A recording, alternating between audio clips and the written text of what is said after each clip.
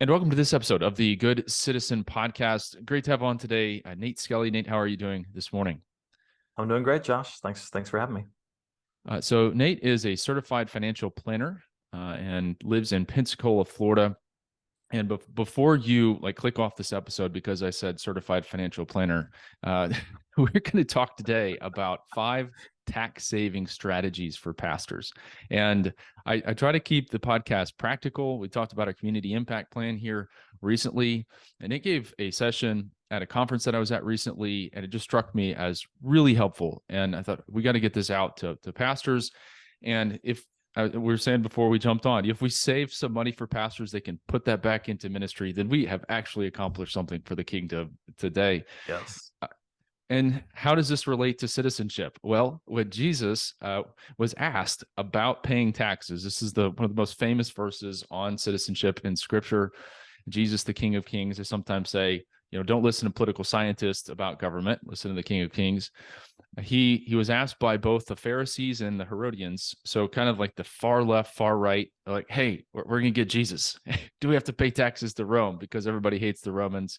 You probably know the verse. Jesus says, render to Caesar that which is Caesar, render to God that which is God's. Our ultimate allegiance is to Christ and his kingdom, but we're to be good citizens, including paying taxes.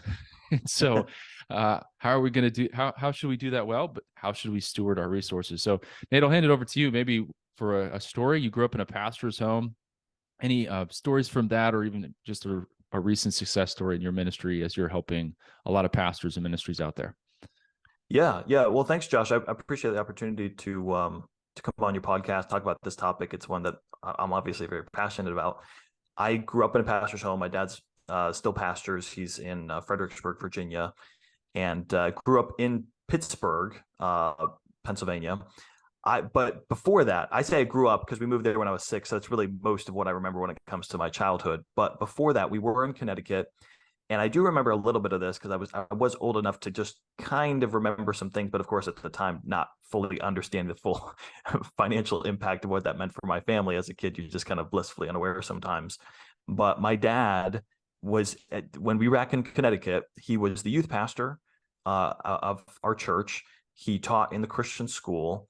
He planted a new church in Enfield, Connecticut. Like, this is all simultaneously that he's doing this. Well, on Saturdays, he would work at Enterprise Car Rental. And on Monday nights, he'd work at a care home. And he made a whopping $15,000 a year.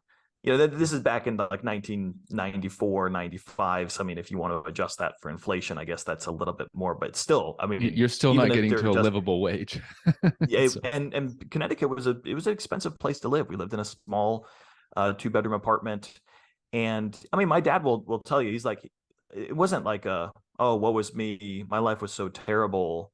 It was a great season of life. Me and my 2 brothers, my sister wasn't even born yet. Like, our life was great in the sense that, like, we were happy and we loved what we did. And there was no sort of like, oh, we just kind of sat around and said, we feel bad for ourselves.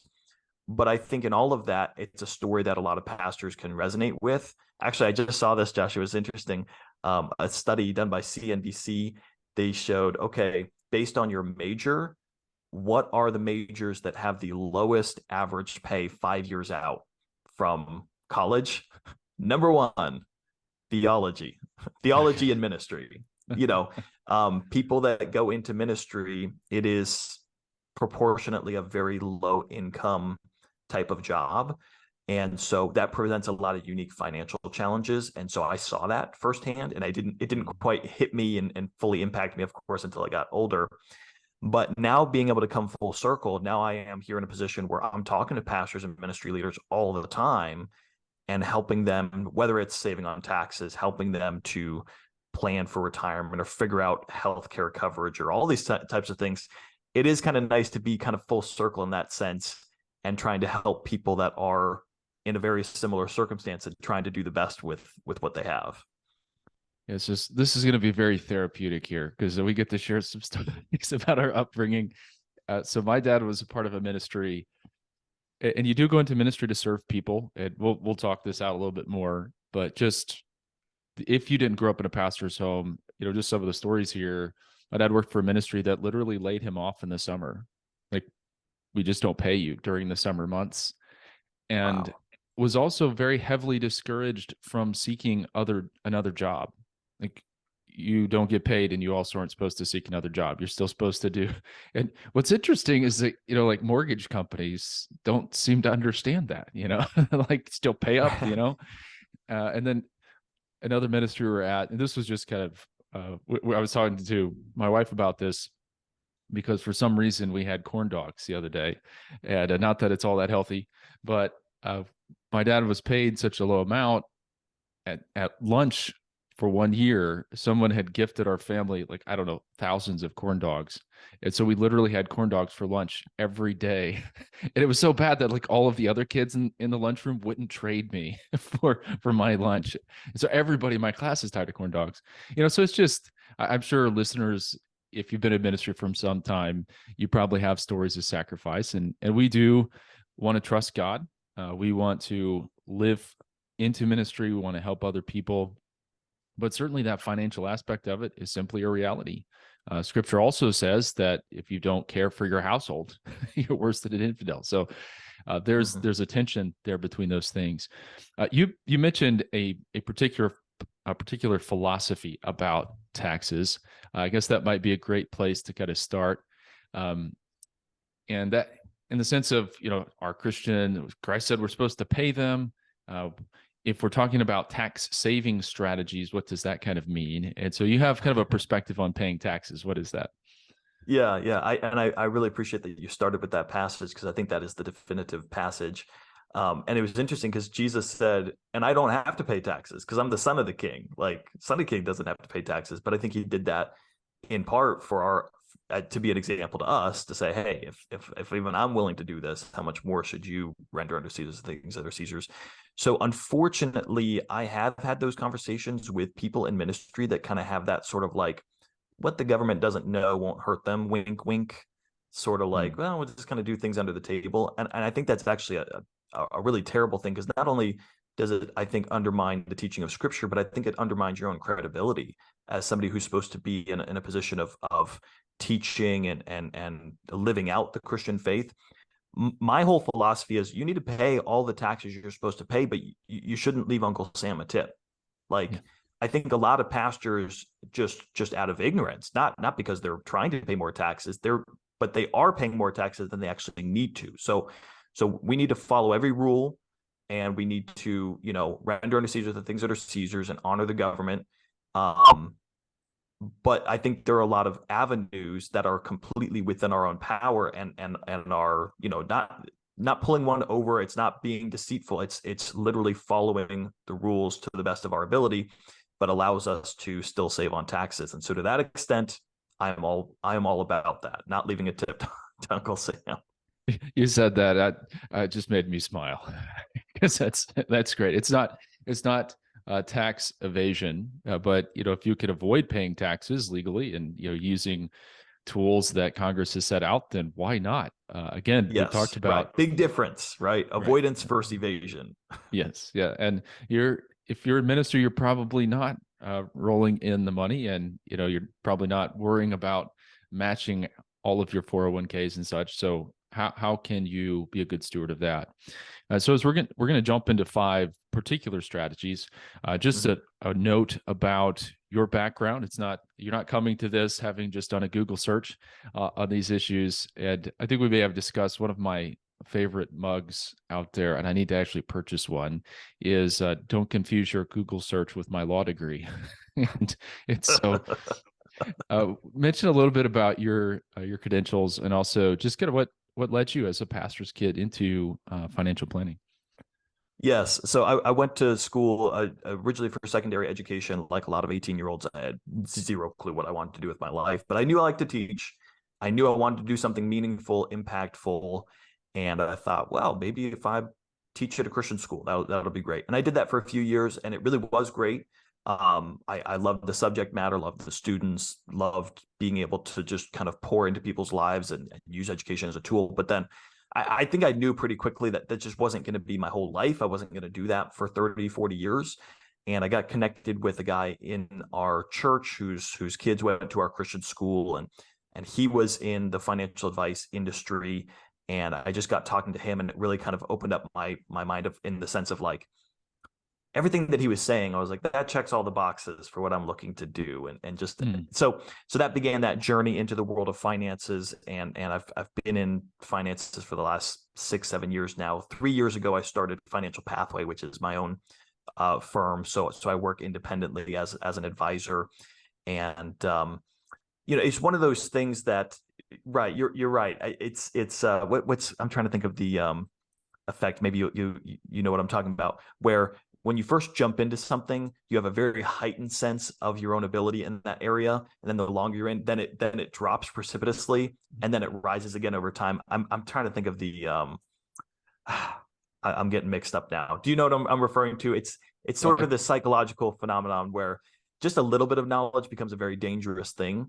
And unfortunately, I feel like in the area of law, in the area of finances, I see that play out very often, that a little bit of knowledge becomes that dangerous thing. So I don't come at this to be like, well, hey, I'm the expert, so shut up and listen to me. But I have this heart of like, let me help you, because I think a lot of times people think they're in a good spot, or they really do think that they know. I saw a recent conversation on a thread, a Facebook page of ministry leaders, and somebody was asking a question. It's actually related to what we're going to talk about today. And the first two responses that this guy got were the wrong answer. They were very confident in telling him the answer to the question. And I was immediately like, no, I have to chime in on this thread. Like, I owe it to this guy to let him know the real answer to this question. So, anyway, I'm going down a rabbit trail on that. But I just, it's one of those things that, man, when you have that knowledge and expertise, you really want to make sure that you use it in a good way, and try to come alongside people to help as much as you can. And I appreciate your heart, and I try to approach the law in the same way, in that, I want to develop that in the law as a practice, but to kind of humbly at points say, I think, no, you got bad information there. And sometimes in the financial area as well as in the legal area, people rely on bad information for years, and it has sometimes pretty disastrous consequences. So we're going to bust a few myths here today. Well, why don't we jump into those 5 tax saving strategies? I'll let you roll a little bit. I'll kind of jump in here and there.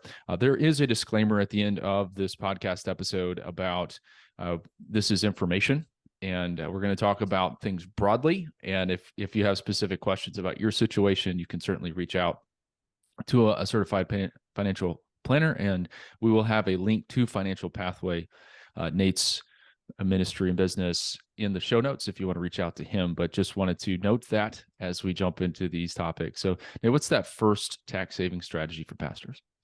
Yeah, I appreciate that, Josh. And I'll add my own disclaimer, and that is, all of these things I'm going to talk about may or may not make sense for each individual. So when you have your tax professional in that mix, that really helps.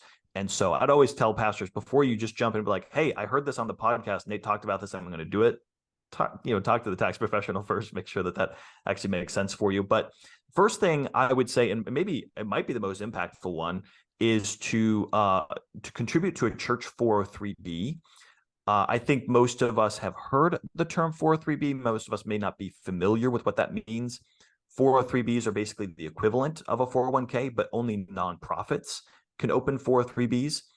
One of the big advantages for churches is that there's more flexibility. When you open a 401k for a business, there's all these different discrimination rules that you need to follow. Not discrimination in the terms of like racial or gender discrimination, but in the sense of the benefit to the employees. So let's say you've got a company where the CEO makes way more than regular employees. They have rules to make sure that the really highly paid employees can't take an outsized benefit proportionate to the lower. So there's all these rules that have to be followed. There's these tax forms that have to be filed. It can be quite cumbersome. 403bs have essentially none of those. I should say non-ERISA plans, which is what churches have available to them. So not only is there a lot of flexibility in the plan, there's higher contribution limits. it's way higher than a Roth IRA or traditional IRA. You can contribute up to $22,500. If you're 50-year-old, you can contribute up to $30,000. Most pastors not going to get anywhere close to those limits, but it is much higher. It gives you a lot more, a lot higher contribution limit. But here's the main thing, and this is why I've been kind of a little bit on a crusade this last year of trying to get the news out about 403Bs. For pastors in particular, if you're a licensed or ordained minister, you're able to claim housing allowance. And a really unique facet of being able to contribute to a 403B is there's a triple tax benefit. What happens is any contributions that you make to your 403B are income tax deductible, so you don't have to pay income taxes on those. But secondly, those contributions are not subject to Medicare Social Security taxes, which is pretty hefty for pastors because pastors are considered self-employed for purposes of Social Security, Medicare.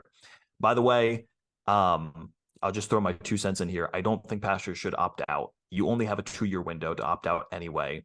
My advice would be to any young guy that's like, hey, should I opt out? I've got my window here. Don't opt out. That's probably a whole nother conversation.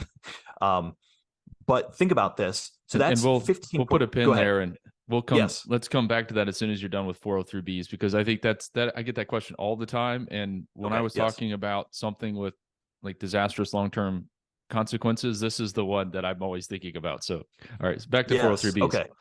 I'm happy to talk about the Social Security. So, okay. So any contributions you make to the 403B, you don't have to pay the Social Security Medicare tax, which is 15.3% because you're paying both employer and employee side.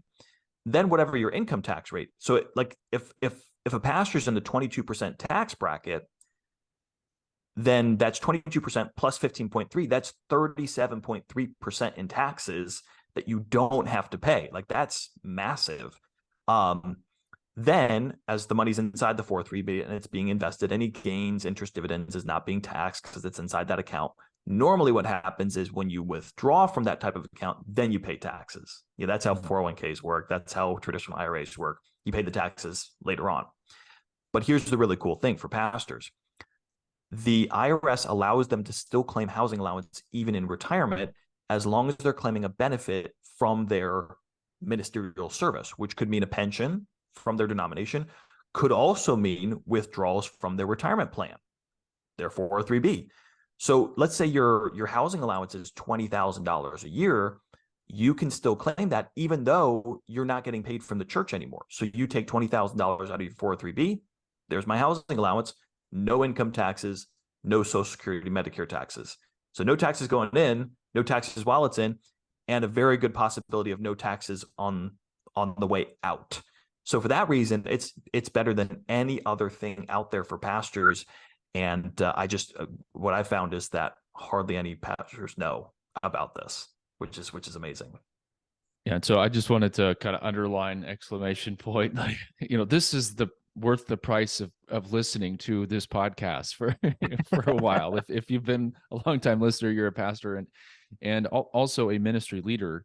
I did want to get into just application for nonprofits generally, but being able to claim a housing allowance after retirement, sometimes pastors aren't able to, maybe they've moved a number of times. They're not able to pay off that house by the time they reach that age. And triple tax benefit, like, what's not to love here, folks? So, right. So if you would speak to on the podcast here, we have a lot of committed Christians, others that may just simply be a ministry leader. Say, for example, a independently incorporated Christian school, or say a pregnancy care center leader. How do the 403B rules apply over to just general nonprofits? Yeah, I mean, so it's essentially going to operate like a 401k in the sense that it's going to give you a lot higher contribution limits. It's going to give you depending on which provider you go with, different investment options. But it's a great way, and also flexibility to either contribute as an organization or not. Sometimes an organization says, hey, we want to provide a retirement benefit. We're just not in a position where we can offer maybe a match at this point or a flat dollar amount. And you can at least make that available to employees to say, hey, here's something that is at your disposal that you can contribute to through your pay or potentially add to that later. There's lots of flexible ways to set that up. But I think in the environment that we live in today, it's a very competitive workforce, and everything that an organization can do to provide those extra levels of benefits to their employees not only helps with employee retention, but it just helps as an employer to say, I'm doing the best that I know how to do to be able to set my employees up for future success in their own finances. And it's a lot easier of an option to offer than, say, like healthcare, because I think there's a lot of businesses that would love to, I'm talking about within the nonprofit space, that would love to be able to offer more benefits, especially churches. They're just not in a position to offer these really lucrative benefit packages. But 403Bs are comparatively very, very low cost, and in some cases no cost to to offer to your employees. Yeah, something that you had discussed in the session I thought was a helpful point is a lot of times pastors don't stay in the same place. They may be at one church and move on. And I am encouraged. I was with a group of pastors at our state house yesterday, and all of them had been in their respective churches for at least 14 to 15 years and had no plans of moving elsewhere. And that's where God had planted them. So that's an encouraging trend, but that's not indicative of all pastors. God may move you from place to place. My understanding is that this can kind of be rolled into a new provider, or can kind of travel with you as you go. Yes. So once you leave a church, you have the ability to roll that 403B into a new 403B. What I would tell pastors is keep it inside of 403B. Unfortunately, I've seen instances where pastors will take 403B, roll it into an IRA, similar to what you do with the 401k. And what you do, though, is you lose the ability to claim housing allowance. When you do that, you can't claim housing allowance from an IRA. It has to be from the actual church plan. Now, the good news, I suppose, is that you could re-roll it back into a 403B later on down the road. But for simplicity and for consolidation, yes, you're able to take those accounts and continue to combine them and keep them in one place. So, and of course, you're not endorsing any particular provider, but just for maybe a place, a website that church leaders or ministry leaders might be able to look at. I think perhaps Guidestone, maybe there's Envoy as well. Are there others that maybe just as a starting place, church leader could look at? Yes. So Guidestone is one that I've seen quite a lot of. That's the Southern Baptist Convention. Guidestone kind of does a lot of work with them. Envoy, I would be the more I look at Envoy, it is an option, but I would not say it would be my first option for sure. Timothy Plan, they have a lot of their own funds, but they also do offer 403Bs. I've begun to offer 403Bs to churches through Aspire, using that as a custodian and myself as an advisor. So I mean, my main thing is I just want churches to have something in place. The reason I started offering 403Bs is because I started talking to guys that wanted to start it, but they were the only pastor and they were looking at these other options and they felt like it was a little bit too cost prohibitive. So I wanted to provide a lower cost alternative, and also one that had a little bit better, I felt, investment options.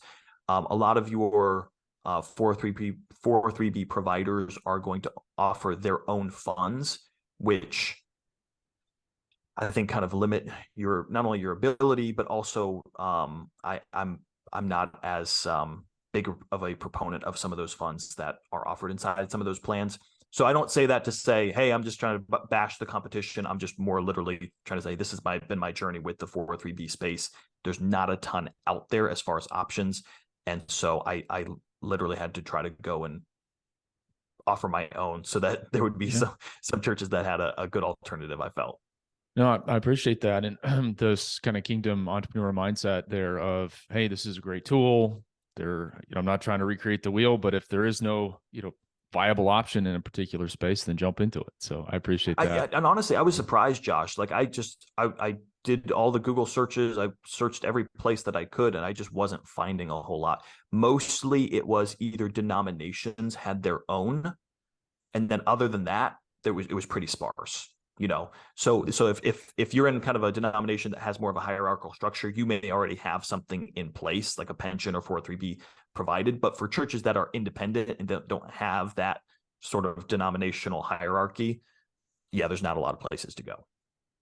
Yeah, and I know we've gone on a little bit on this point, but I just wanted to kind of again underline exclamation point. If this is news to you as a pastor and as a church, you're trying to offer packages and attract talent. This is something that's just a huge tool that you need to know about. So we did mention this, so exempting yourself out of Social Security, and it is curious to me, as I have talked to a lot of seminaries, a lot of Bible colleges that trade pastors. Like they, taught Greek, Hebrew, and all those things are really important, but just a little bit of basic knowledge about your tax status and how to set things up when you get to a church, I think would be helpful. And this is a question that I have heard over and over again. Should I exempt myself out of Social Security? And then I often get it on the back end with a pastor that exempted themselves from Social Security, and then they're nearing retirement, and they're like, well, how do I revoke that? How do I get myself back into the system? And there's not a good answer there. If you're not familiar, the basics are you can exempt yourself from Social Security if you have a strongly held religious belief stating that you don't think that the state should provide any care for you in your old age.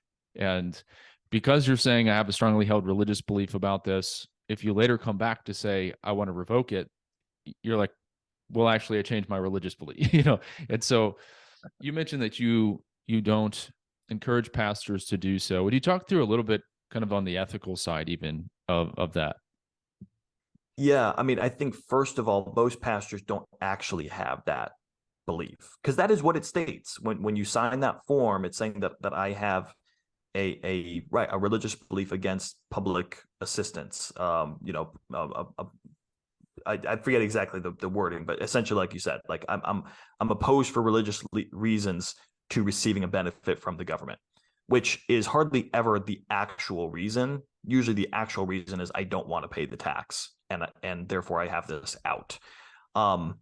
But I think also it goes back to sort of a fundamental misunderstanding of what Social Security actually entails. People just think of, oh, that's the check I get when I turn 62 or 67 or 70.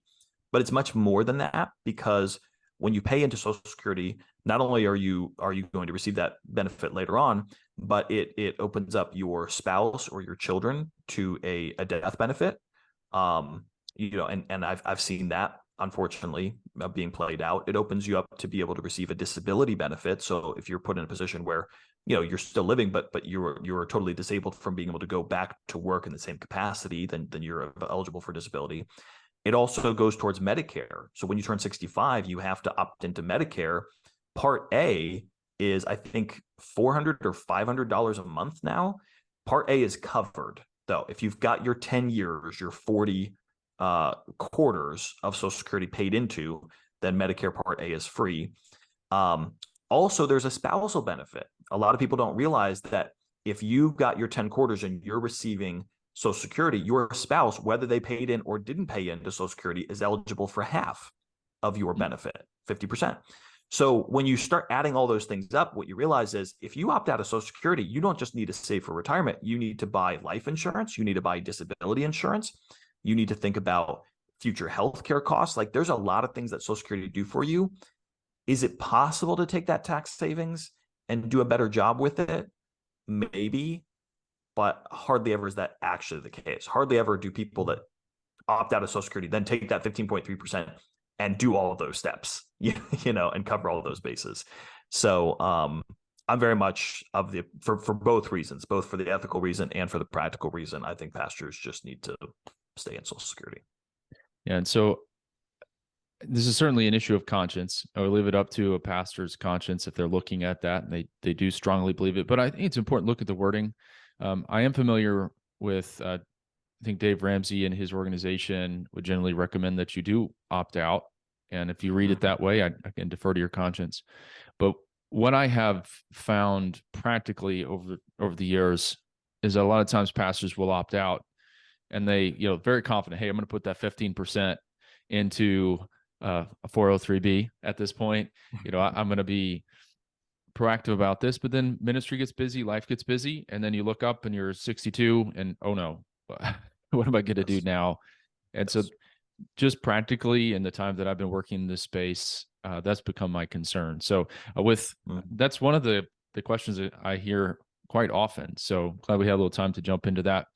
So we've covered number one. We'll get into the rest a little bit more quickly here. So what is tax saving tip number two? Number two is maximize your housing allowance.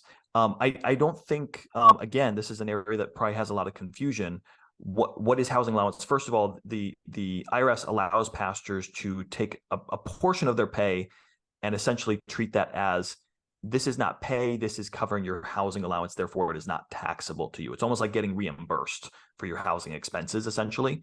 But the housing allowance has to be the lowest of these three. And I'll read it here because I don't want to misstate it. It's the lowest of your actual housing expenses, so what you're actually paying for housing, or the fair market rental value of your home, or the designated amount from your church. Meaning, sometimes the church just says, hey, pastor, it's $1,000 a month is your housing allowance.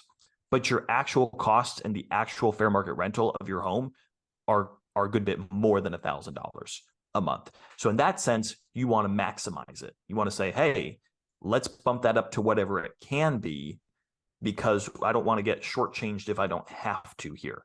Because whatever you get in housing allowance, you don't have to pay any income taxes on it. You still do have to pay the Social Security and Medicare taxes on it. But again, if you're in the 12% tax bracket, 22%, I mean, that can be a significant savings. I think most pastors are probably in, pretty close to $20,000, if not more. And think about that. That's tax-free income. So, income tax-free income, I should say. So first of all, if you're not claiming housing allowance and you can, first, take care of that right away. But secondly, make sure that you are claiming the most that you can. Also, conversely, make sure that you're not claiming more than you're supposed to. I don't like to kind of throw cold water on it, but it is important to say, you can't just pick any old number and just say, this is my housing allowance, because the IRS is very specific. It needs to be the lowest of these three. So, and something I've noticed sometimes churches fail to do is designate it prior to paying it. And if you don't have that in your minutes, records in some way, if you're audited, that could become an issue.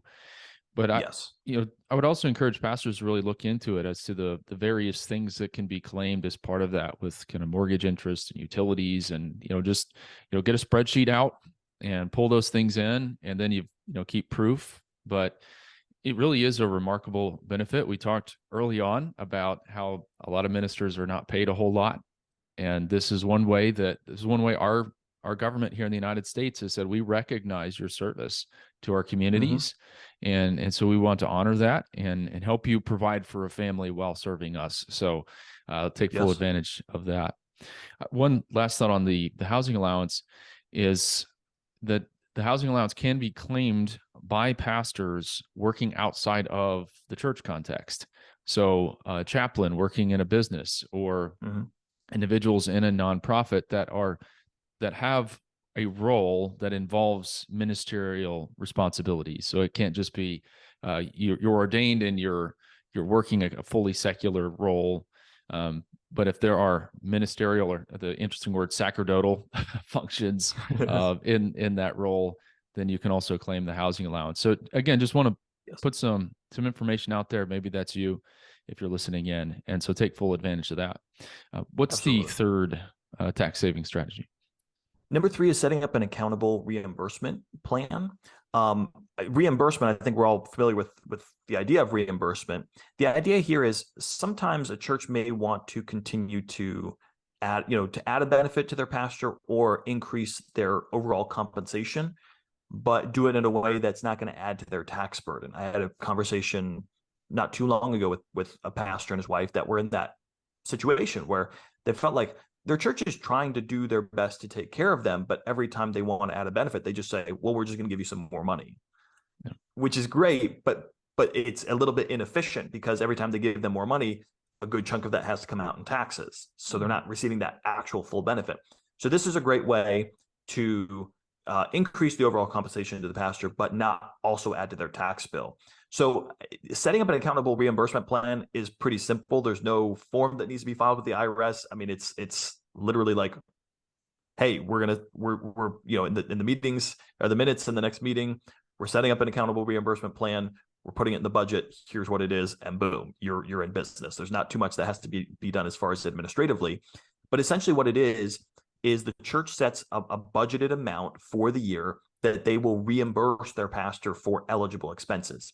The eligible expenses, and of course you want to make sure that you know what those are, but any sort of what we would call business related expenses. So anything related to your ministry work could be travel, could be a hotel, could be a plane ticket, could be books that you buy, could be a conference that you attend, could be software that you download if you have like the Logos software or some other type of program. Anything that you're using for your ministerial work that you are paying for out of pocket would be an eligible expense. So let's say the church says we're gonna set a budget of $5,000 a year for these eligible expenses. As the pastor incurs these expenses, he submits receipts. Usually you want to do that on a monthly or a quarterly basis to kind of, not every single time you incur an expense, but, at designated times, the church will receive those and then reimburse the pastor accordingly. Because it's a reimbursement for an eligible expense, that's not taxable. Now, it is a use it or lose it situation. So if they budget $5,000, the pastor gets reimbursed for $3,000, he doesn't get the $2,000 extra in his pay or anything. So the main things are you want to make sure it's budgeted and in writing. You want to make sure that substantiation, that receipts and a record of what the expense was for is kept. And you want to make sure that whatever is reimbursed is not over the actual cost. So it's not, hey, pastor, you took a flight, here's $500 to cover you for that flight. No, it needs to be for the actual cost of the flight. Anything extra would have to be reported as taxable income. But you think about that, if it's $5,000, let's just use that number. Again, that's tax free. There's not subject to income taxes, and it's not subject to the Social Security and Medicare taxes. So that becomes quite a big benefit, especially as the pastor is in those higher tax brackets. Absolutely. And one that we talked about a little bit in the session is it's called a QSEHRA, Qualified Small Employer Health Reimbursement Account, which can be used for health insurance, but also reimbursement for healthcare expenses. Now, there is a notice, I believe, that's required for those, but for ministries with under kind of the 50 employee limit, you're not able to offer health insurance. This is one way to try to defray, some of those costs. So again, just kind of dropping some information out there, you can look into that further. So what's the next tax saving strategy? Number 4 is tracking your mileage. Kind of related to number 3, but I think a lot of times pastors they forget about the ability to get reimbursed even for their mileage. Now, again, it has to be for their business related travel. So it can't be, unfortunately, your drive from your house to the church. That's specifically called out that's not reimbursable. But if you're driving to the hospital, you're driving to the restaurant or the coffee shop, you're heading to a conference, you're heading to go preach at another church, any of those types of things would be eligible mileage. The mileage reimbursement rate for 2023 is 65.5 cents. So, I mean, it probably won't be like a massive amount at the end of the year, but it could be several $100s, even a couple $1,000s if you track that mileage. Again, I would say you probably want to report that on a monthly or a quarterly basis instead of just sort of like coming at the end of the year, but like, here's all my miles. I mean, I guess you could do it that way, but it's probably better to space it out a little bit. And again, the idea here being, if the church is not already providing you this as a benefit, if the church already gives you a monthly stipend for your gas or for vehicle expenses, then you can't double up and then also claim your mileage. But I think most churches probably don't provide that as a benefit. So again, as you think about it from a pastor's perspective, how do I help with my compensation and not increase my tax burden? This is probably a simple way that will add another $1,000, $1,500, $2,000 a year, depending on how much, of course, you drive for your job. That is not taxable income. The other thing I would say is there's really 2 different ways to do this. Either if you get W-2 pay from the church, keep track of your miles, submit it periodically, and then you get that reimbursement. You drive 100 miles, 65.5 cents a mile, $65.50 is your reimbursement. That's essentially what that works out to. If you are 1099, if you are considered a self-employed contractor, then it becomes a deduction. So in other words, if your pay is considered self-employed, you drive X number of miles, maybe that adds up to $2,000, you can deduct that from your overall pay. Instead of getting it reimbursed from the church, you just deduct that over from your total compensation, and then you pay taxes on the difference. So I hope that makes sense. I don't have a visual here for the listeners, but I just want to make that distinction when it comes to how you claim that mileage. Makes sense. And as you mentioned, keeping a log is important there. Yes, right. Use an app on your phone would probably be the best way to go about that instead of just, a piece of paper shoved in the glove compartment. Fair enough. So this last one was one that really stuck out to me, and one that I not really thought much about. And the 403B was also, I thought, it's just a real headliner here. But you mentioned looking into healthcare.gov, and there might be some listeners like, I'm shutting this podcast off right now, but hear them out. I think this is really important. So how can this be a tax saving strategy? Yes, this is one of my favorite ones because, like the 403B, I found that most pastors just have not had this explained to them.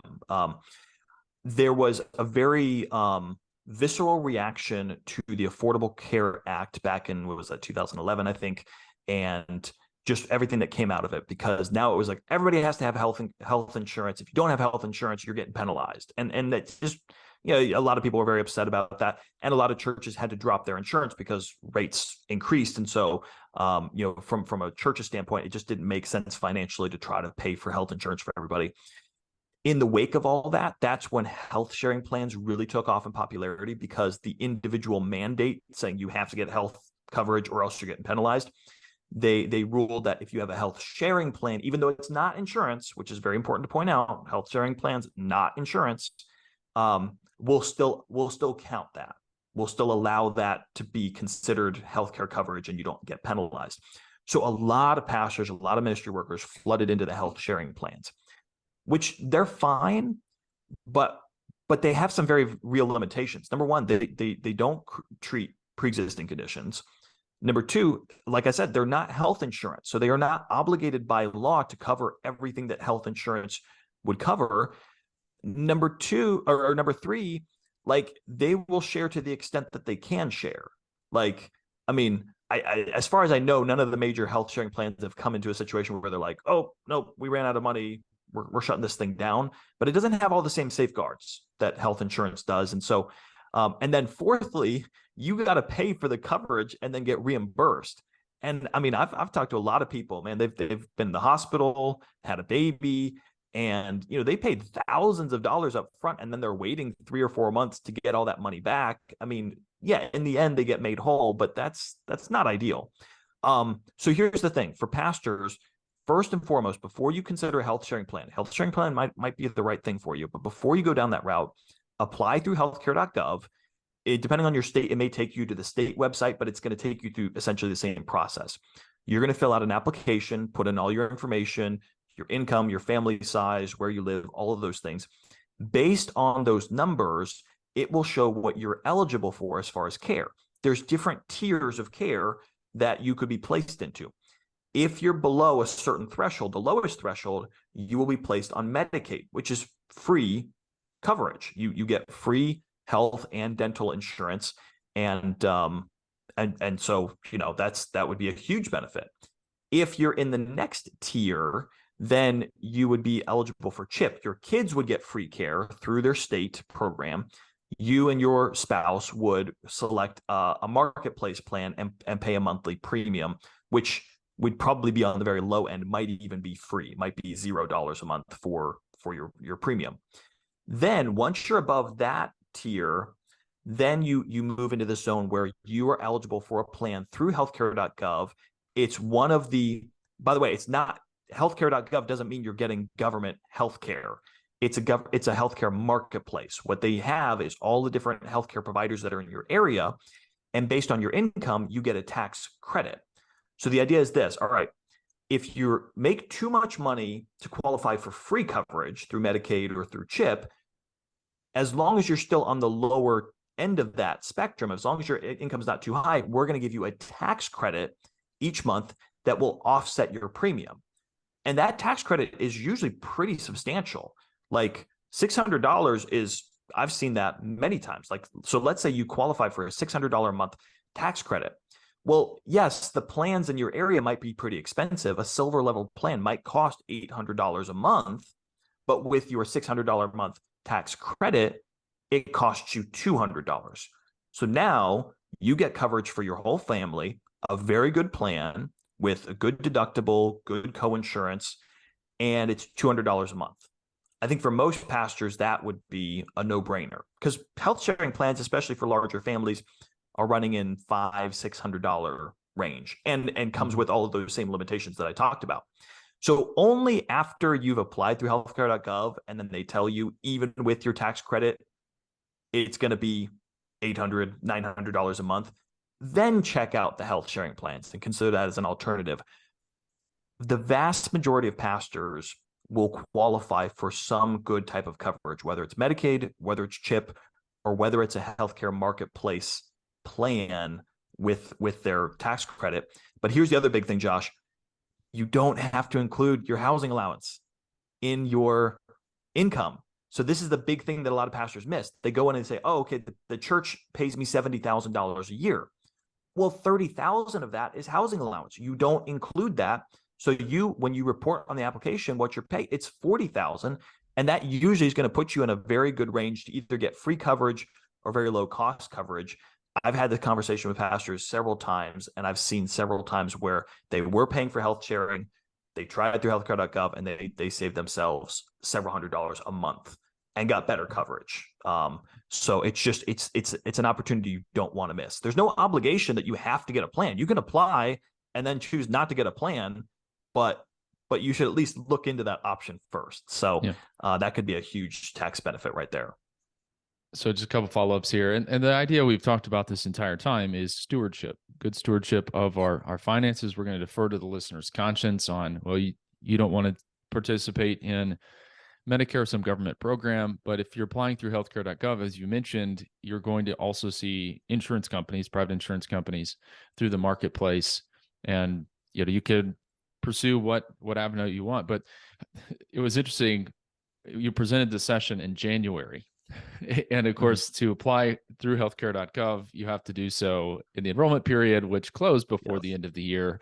And there was like a collective groan through the space of all the pastors, like, oh, I'm going to do this. And then just underlining that you don't include the housing allowance because it's technically not income in that sense. And so there are two, all of these were helpful, but I thought that 403B, I think a lot of pastors know about that. And also this healthcare.gov, just as you're trying to be a good steward of your finances, you're doing planning, it just makes a lot of sense to go in there and apply. And then we'll leave it up to you where you want to go next. But that could be a great tax saving strategy as well. Well, this has been really helpful.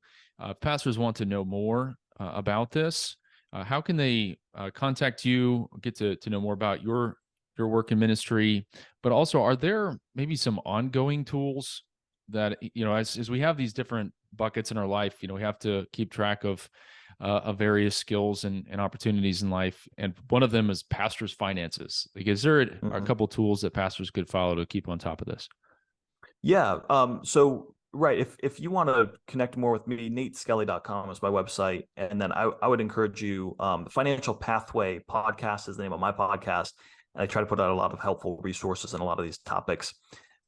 Beyond that, I would say one of the best resources that I've found for pastors is a blog called Pastor's Wallet, and a lot of helpful articles on very similar topics that we've just talked about today. Guidestone puts out a 1040 calculator. If you're somebody who's like, I want to try to figure out my taxes and kind of play around with the numbers, and you kind of understand a little bit more about how the tax system works, that's a great tool. Beyond that, I think it's always great to be reading books. I think that's one of the best things about pastors is pastors are almost always very well read. Some great books that I've read recently that I'd recommend: The Psychology of Money by Morgan Housel, I Will Teach You to Be Rich by Ramit Sethi. I'm butchering his name, but it's best as I know how to pronounce it. It's this book's been around for a while, but The Millionaire Next Door, that's a classic book, and I think one that illuminates a lot of misconceptions we have about what it really takes to build wealth and what it really means to be rich. And all of those, again, from the standpoint of, like you said, Josh, stewardship. God, it's all God's money, but man, we're accountable. We're accountable just like we use our time, just like we use our gifting. God's given us some resources. We don't want to be like the parable of the man with one talent and say, well, I just didn't get as much, so Mhm. therefore it didn't matter. I just buried it in the ground. Like, we Wow. can't have that attitude of like, well, I'm in ministry, I don't make a lot of money, so therefore it doesn't matter. No, God's not asking you to be a multimillionaire necessarily, but he is asking you to make wise decisions to the best of your ability with your money. That's so good. Well, if you had a billboard on which you could put a message to the pastors, committee Christians out there listening to this, what would you put on it? Yeah, it was interesting. I a few weeks ago I saw a tweet from Kevin O'Leary, Mr. Wonderful from Shark Tank. Okay. And man, I wish I could remember exactly how he worded it, but essentially it was, don't worry about your family, don't worry about anything else other than being rich, because when you're rich, then you can do anything you want and nothing else matters. And I quote tweeted it with Mark 8:36, which was, what does it profit a man if he gains the whole world and loses his own soul? And I think in all of this, whether it's in your finances, whether it's in your politics, your citizenship, if we get our eyes off of the main thing, what is it all for? So, like, I mean, my job is I'm constantly helping people with their finances, but I'm trying to constantly come back to the whole why. But why are we doing this? What is this? What is this all for? Is this just so we can lay on a hammock somewhere on a beach and kick our feet up and just say, "Isn't my life so great?" Or is it so that we can maximize our impact for the gospel? Is it so that we can be others focused? So, what does it matter if you're a multimillionaire? What does it matter if your political party wins every election? What does it matter if your favorite team wins the championship 10 years in a row? If you lose your own soul, if you lose sight of what this has all been about. So I think for a lot of things, and especially with what you and I do, Josh, with being in the law and talking about politics and citizenship, being in finances, we have a tendency as Christians to compartmentalize and sort of put those things in its own boxes. Like, I go to church and I talk about faith and joy and love and like spiritual stuff over here. And then I go on Monday and I open up my bank account and my 401k, and those are just secular and there's no Mm. overlap. Or I go to the voting booth, or I argue with my uncle on Facebook about politics, and we just kind of separate those things in our minds.